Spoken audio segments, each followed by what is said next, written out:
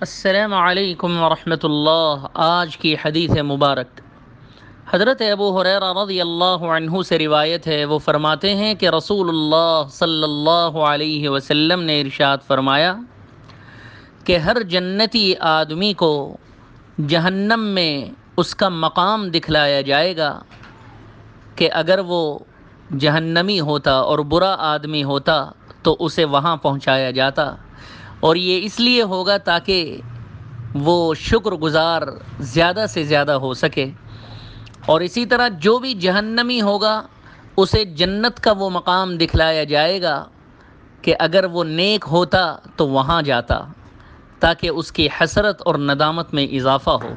اس حدیث شریف کو امام بخاری نے روایت کیا۔ والسلام علیکم ورحمۃ اللہ۔ بسم اللہ والصلاة والسلام على رسول اللہ۔ حدیث اليوم عن ابی ہریرہ رضی اللہ عنہ قال قال رسول اللہ صلی اللہ علیہ وسلم لا يدخل احد الجنة الا اري مقعده من النار لو اساء ليزداد شكرا ولا يدخل النار احد الا اري مقعده من الجنة لو احسن ليكون عليه حسرة۔ رواہ الامام البخاری رحمہ اللہ۔